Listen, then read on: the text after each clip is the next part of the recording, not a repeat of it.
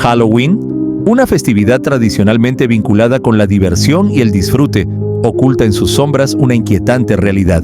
Mientras los niños se visten de monstruos y las casas se adornan con calabazas, hay un lado oscuro de esta celebración que a menudo se ignora: la tragedia y el horror que acechan tras cada esquina.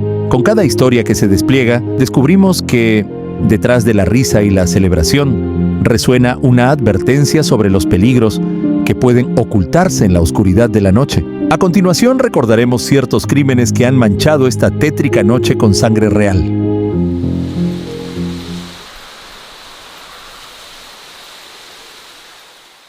El caso de Candyman. En la noche de Halloween de 1974, un oscuro suceso ensombreció las calles de Deer Park, Texas. Ronald Clark O'Bryan, un hombre de 40 años, cometió el horroroso acto de atentar contra la vida de su propio hijo, Timothy, de 8 años, usando un dulce envenenado. Su macabro objetivo era cobrar 2 pólizas de seguro por un total de $30,000. Era una noche fría y oscura cuando O'Bryan salió a recolectar dulces junto a sus 2 hijos, Timothy y Elizabeth. El trío fue acompañado por un vecino, Jem Bates, y su hijo. La noche parecía prometedora, hasta que se acercaron a una casa con las luces apagadas. Después de golpear la puerta sin respuesta, los niños decidieron seguir su camino. O'Bryan, no obstante, se quedó atrás, decidido a obtener algo más de dulces.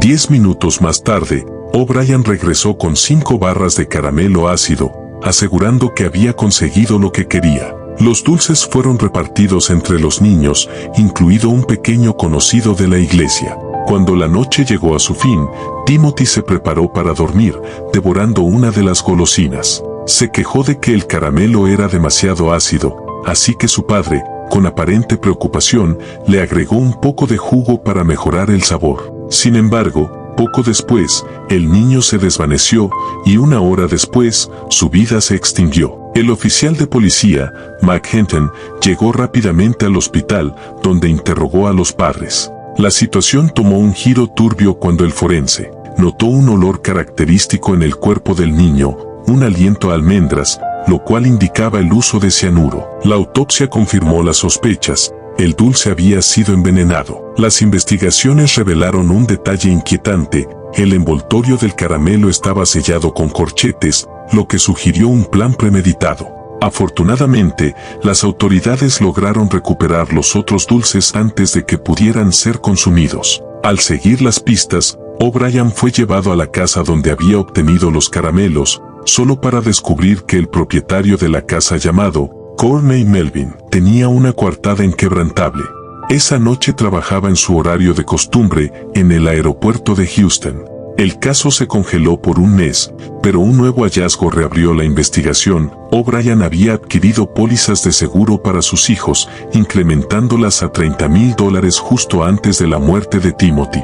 Las deudas de O'Bryan ascendían a $100,000 y había cobrado el seguro al día siguiente del fatal incidente. Un empleado de una compañía química recordó haberlo visto preguntar por cianuro, pero se marchó al saber que solo podía comprar una cantidad mínima. Al ser arrestado, O'Bryan se declaró inocente, culpando a otros por el asesinato de su hijo. Sin embargo, las declaraciones de familiares y compañeros de trabajo pesaron en su contra. Finalmente, el 3 de junio de 1975, el jurado lo declaró culpable de asesinato y múltiples intentos de homicidio. Fue condenado a muerte, y tras 9 años de apelaciones fallidas, Ronald Clark O'Bryan fue ejecutado el 31 de marzo de 1984, eligiendo la inyección letal como su final. El caso de Tony Bagley. La noche de Halloween de 1994, Tony Bagley, un alegre niño de 7 años, vestía un disfraz de esqueleto mientras salía a pedir dulces junto a su hermana, su madre y su tía en el norte de Las Vegas. Pero la celebración se tornó en pesadilla cuando un hombre en chándal con capucha apareció de la nada, desatando su furia con un tiroteo. El sonido de las balas resonó en la noche oscura, alcanzando a su hermana en el hígado, a su tía en la pierna y a su madre en el pecho, pero todas sobrevivieron. Sin embargo, Tony no tuvo la misma suerte. Su padre biológico, que nunca hizo comentarios sobre el fallecimiento de Tony, fue arrestado años después por un tiroteo no relacionado. Algunas teorías sugieren que el ataque iba dirigido a otro miembro de la familia, ausente en ese momento. La tragedia permanece hasta hoy en día sin resolver, como un eco aterrador de la violencia que ensombrece estas festividades. El caso de John White, el predicador asesino.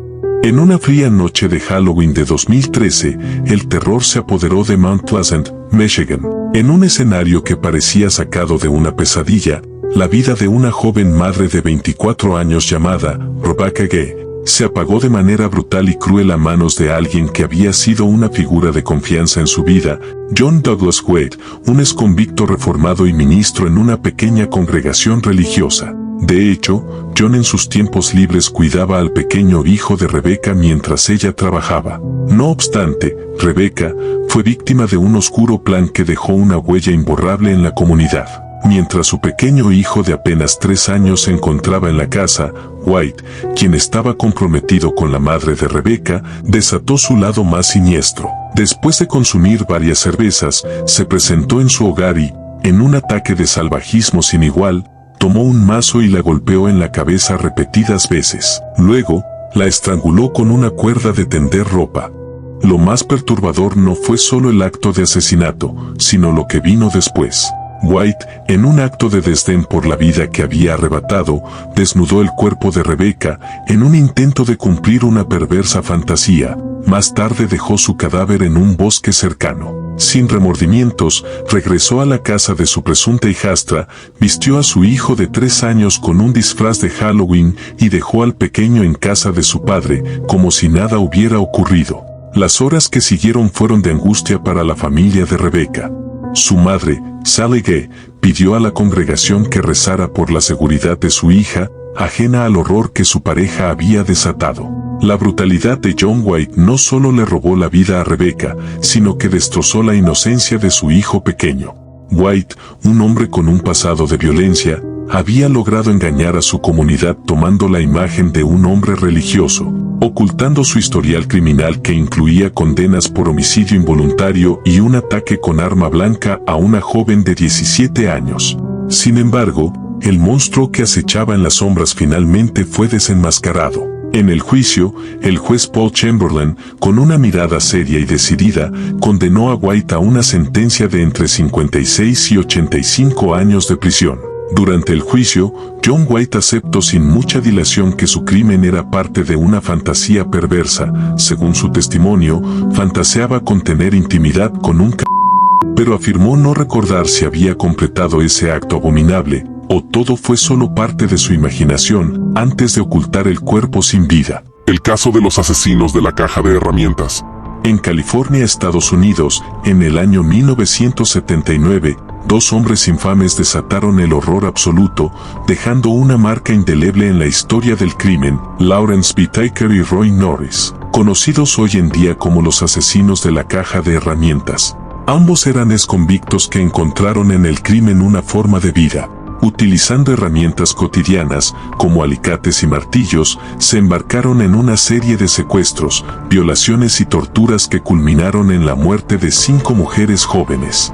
Su metodología era aterradora y la violencia que infligieron era inimaginable. Lawrence Whitaker había tenido una infancia problemática y había sido diagnosticado con trastornos mentales. A lo largo de su vida, sus delitos se fueron intensificando.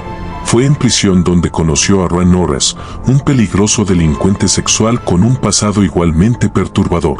Juntos, combinaron sus instintos violentos y sus fantasías retorcidas, convirtiéndose en la pareja criminal más temida de California. A principios de 1979, Whitaker y Norris se dedicaron a cazar adolescentes obsesionados con su cuerpo. Se hicieron de una caja de herramientas, un arsenal de objetos cotidianos que utilizarían para infligir el máximo dolor a sus víctimas. Con una camioneta conocida como su Murder Mac, comenzaron su espiral de terror. Su primera víctima fue Sandy Schaefer, de solo 16 años.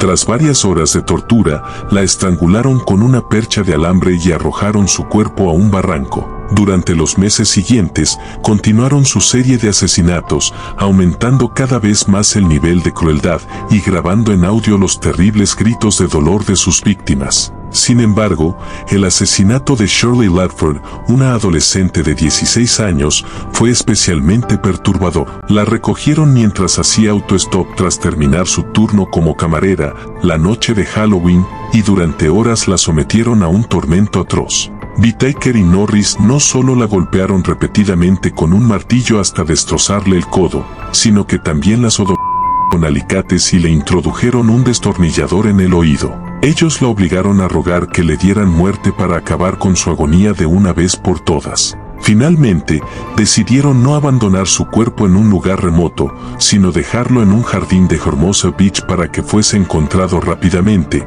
disfrutando del terror que causarían en la comunidad y de la cobertura mediática que sus crímenes generarían. Como ya era su costumbre, durante el asesinato de Ledford, los criminales grabaron su sufrimiento, burlándose de ella, y sería precisamente esta cinta con la grabación la mayor prueba en su contra. Un viejo amigo y excompañero de celda de Norris, llamado Jimmy Dalton, fue quien puso a las autoridades sobre aviso. El asesino alardeó de sus tortuosos crímenes ante su viejo amigo sin sospechar que éste lo delataría. Norris, en un escalofriante interrogatorio posterior, compartió su perverso orgullo por el audio que había capturado junto a Whittaker, afirmando que el dolor y el terror que se escuchaban eran innegables. En marzo de 1980 se inició el juicio contra los asesinos de la caja de herramientas por el asesinato de las 5 adolescentes. Durante la vista del jurado, las declaraciones de los acusados revolvieron el estómago de los presentes. Todos hemos escuchado gritar a las mujeres en las películas de terror. Aún así, sabemos que nadie está realmente gritando. ¿Por qué? Simplemente porque una actriz no puede producir ese sonido que nos convenza de que está sucediendo algo vil y atroz. Si alguna vez escuchaste nuestra cinta, es imposible que no comiences a llorar y temblar. Dudo que puedas escuchar más de 60 segundos completos, dijeron los asesinos sobre la grabación. Ciertamente, era insoportable y nadie estaba preparado para escuchar aquello. Se dice que la grabación es tan aterradora que el FBI la utiliza actualmente para probar los límites de sus agentes. Si el video te gustó, apóyame con tu like y suscripción. Nos vemos pronto.